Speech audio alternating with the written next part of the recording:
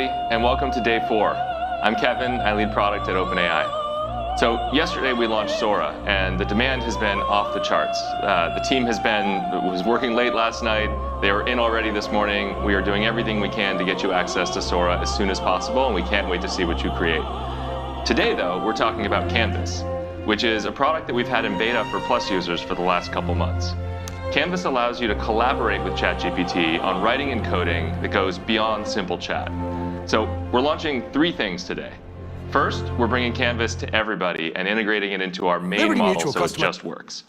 Second, we're enabling you to run Python code inside your canvases, and so you see the output whether it's text or graphics. And third, we're bringing Canvas to custom GPTs, so you can imbue all of your custom GPTs with the power of Canvas. So with that, let's dive in. All right, thanks, Kevin. Hey, everybody. My name is Lee, and I'm an engineer helping you collaborate with ChatGPT.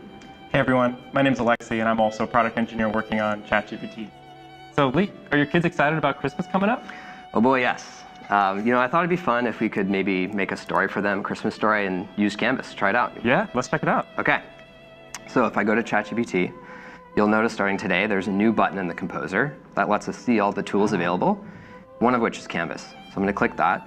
And now anything that I type here is going to create a canvas. So let's write that story. Help me write a Christmas story about silly elves for my kids. And I'm going to send that off to ChatGPT, and it's going to get started right away on making a canvas for us. So there's a handful of things that we should explain what's going on here. The most significant thing that's different is you have this side-by-side view, where on the left is the chat, as you're used to it, and on the right is Canvas. And in Canvas, right now, ChatGPT is busy writing the story for us. This is pretty different from what would happen if you wrote this kind of prompt before. ChatGPT is good at doing this sort of creative writing work, but it would write it directly inline in chat, and sometimes it's hard to piece out what's the document and what's the preamble or the what comes after. Or especially if you wanted to make any changes along the way, things tend to get lost. But now you have this side by side. So let's take a look at what ChatGPT made for us. The silly elves and the Christmas catastrophe. Oh no, not a catastrophe. In the snowy village of Tinseltown, nestled at the edge of the North Pole, lived the silliest group of elves you ever could imagine. All right, this is looking pretty good. I could make some changes. I think this title is a little long, so I'm gonna, maybe take this part out. Actually, otherwise this is pretty good. So ChatGPT can edit, and you can edit sort of side by side. Yeah, so I can type in here, I've been editing the title, I'm kind of making it for my kids. So this is a collaborative document, and just like you might be used to in other document editors, you can come in here, you can add text, you can bold text, you can do lots of things you can do in other document editors. You can edit, ChatGPT can edit. I could go over back to chat, and just similar like I would do in any other ChatGPT workflow, I could give it feedback, I could ask for changes, and it's going to come in and make those changes directly into the canvas. But rather than show you that, I thought it'd be interesting to show this button in the bottom corner, which has a handful of commonly used shortcuts that's based on things that we know people do in ChatGPT. Suggest edits, ask ChatGPT for feedback about what we might want to change about this. Adjust the length, might make this longer or shorter. Maybe I want a shorter bedtime story. Reading level will change this to make it more sophisticated language or simpler language in case I wanted to make it easier to read for my younger kids. Add final polish is really helpful, especially when you bring your own content. Check for spelling mistakes, grammar, things like that. And then add emojis. That sounds fun. Yeah, we love emojis. All right, well, let's try it. So if I click add emojis, I've got some options about where I want to put them, words, sections, lists. Let's try words. I click that, and ChatGPT is going to get to town putting emojis into my doc. Look at that. So what you're seeing here is ChatGPT now making a revision to the document in Canvas. It's starting at the top, it's writing a new version of the doc, and it's sort of streaming in on top of the previous version, just to make it a little bit easier to see in context what's changing. And alongside this in the chat, you're seeing that it's editing, and you're noticing that we have our instructions back and forth. But otherwise, it's not getting sort of cluttered up with the different revisions that are happening. Kind of looks like when my 8-year-old gets a hold of a phone. Yeah, I think your kids are going to love this, Lee. There's definitely a lot of emojis that I put in here that did a pretty good job. OK, so that's how you get started with Canvas. Canvas will trigger in a couple different scenarios. You can ask ChatGPT to just start collaborating with you on a piece of content, whether it be writing or code, and it will open a canvas for you automatically. Or like I just did here in the interface, I'll show you again, is this button in the composer to view the tools. You just click canvas, and that's going to create a new canvas every time. Amazing. So in addition to storytelling, a lot of people use ChatGPT to help with their own writing. Learning how to be a good writer is hard, and today we're really excited to showcase some new features in Canvas to make it easier to get feedback on your work. So in my spare time, I'm a bit of a physics enthusiast, and so I have an essay here that I've been working on titled Santa's Sleigh, Exploring the Role of Dark Energy in Reindeer Propulsion. I'm going to copy this from my, from my text editor and paste it into the prompt area in ChatGPT. Because I put in a substantial amount of text, we now have a new button in the upper right that says Open in Canvas.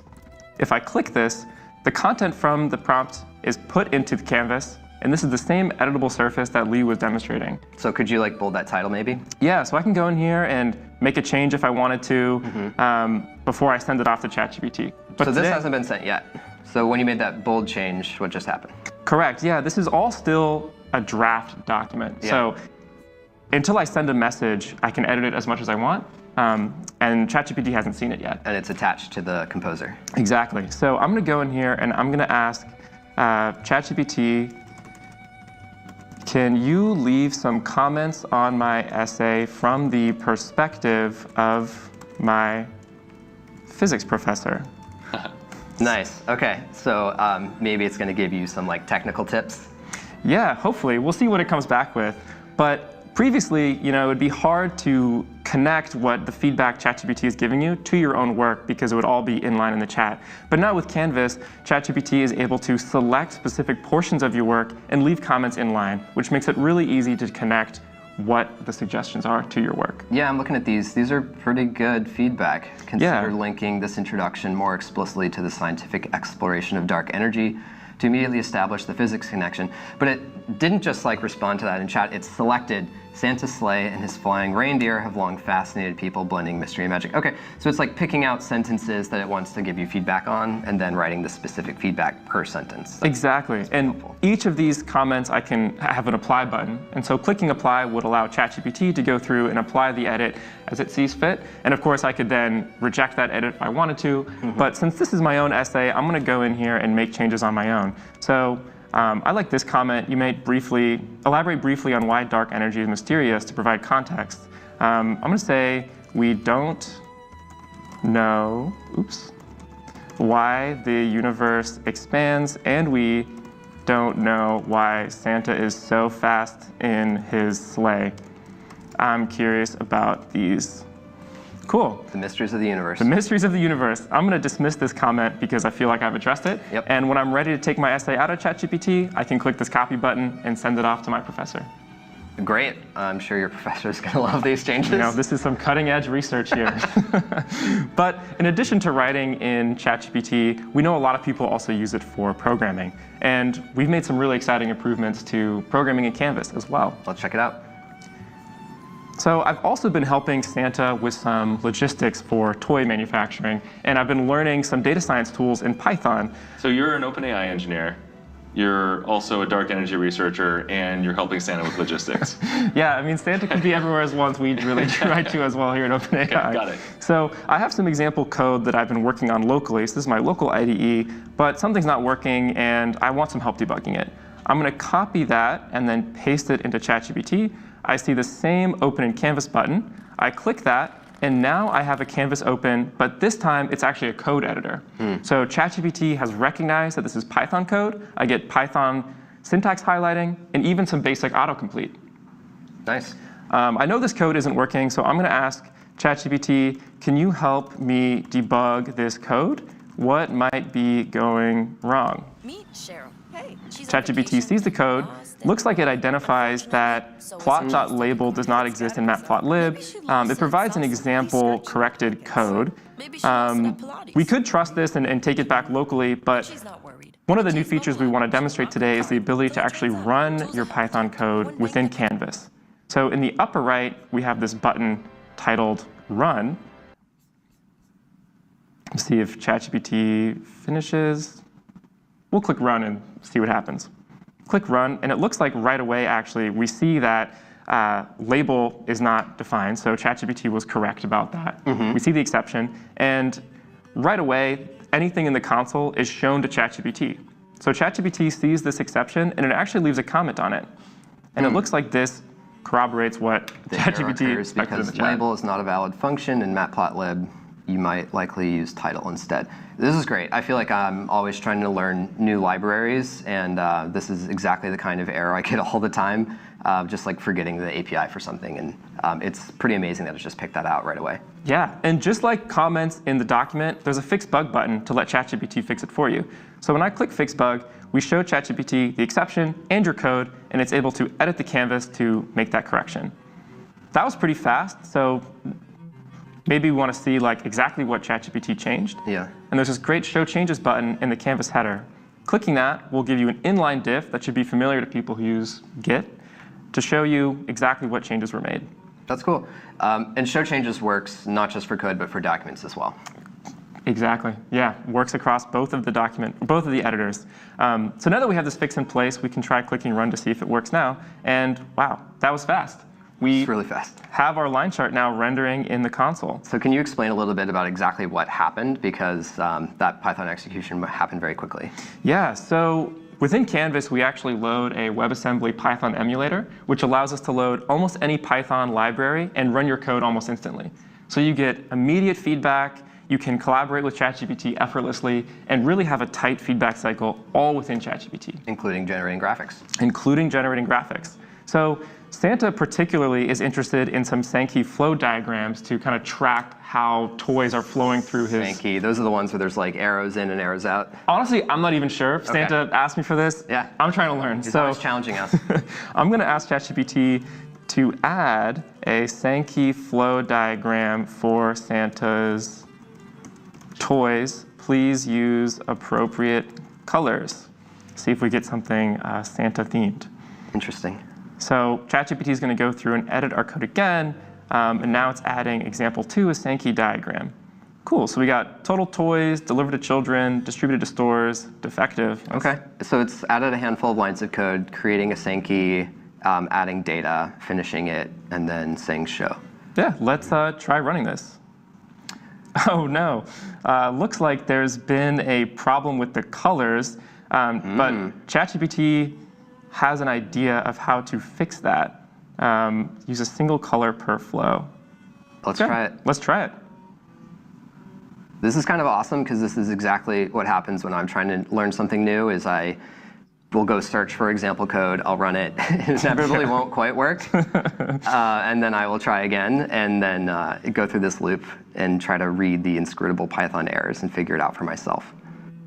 Ooh, there we go.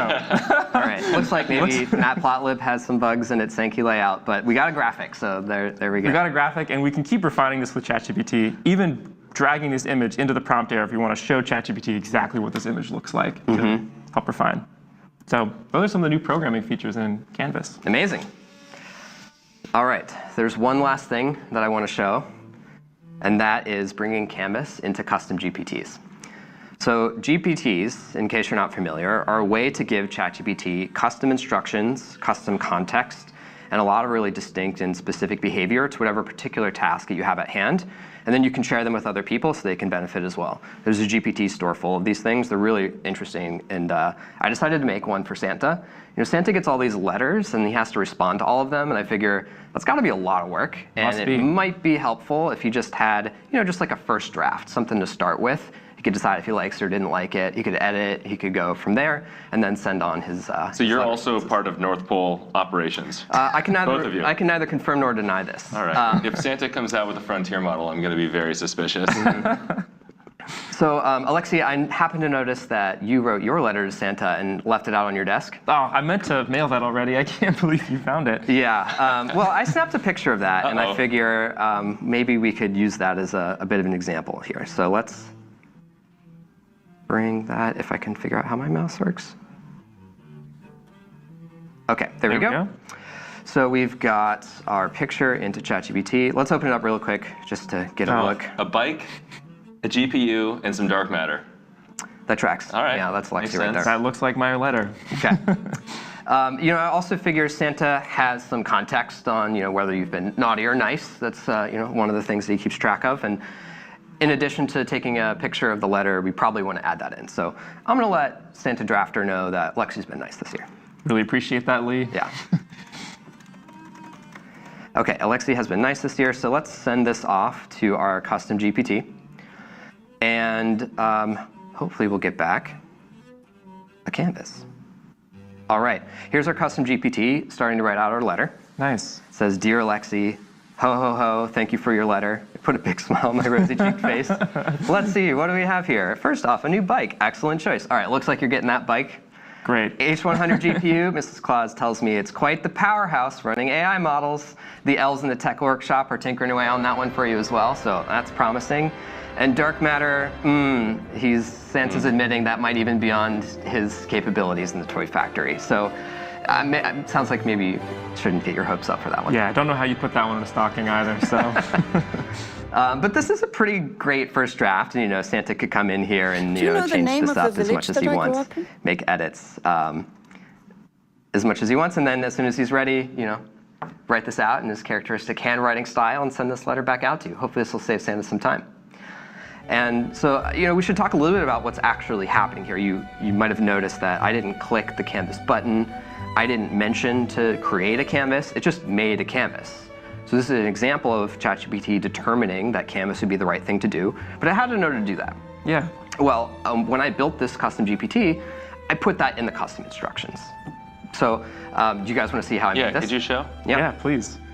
So if we go up here into the GPT, excuse me, and hit edit, and that should take us to the configuration page. So this is how you set up a GPT. It's really pretty straightforward. You can get a picture and a name and a description so people in the store, if you choose to share it, can see what it's about. The important part here is the instructions. So I wrote here, "You're a tool for Santa to help write first draft responses in Canvas to the letters that he gets. Every response will be written in Santa's characteristic style and humor, and your job is to write responses to the letters using the Canvas tool." So in the instructions, I told it to use the Canvas tool, so I'm going to expect that it will use the Canvas pretty much to every thing that I put in there, which is exactly what I want this to do. That's going to be the right tool. In addition to that, down here at the bottom is a list of checkboxes on your capabilities. So this is the set of tools in ChatGPT that are available in GPTs.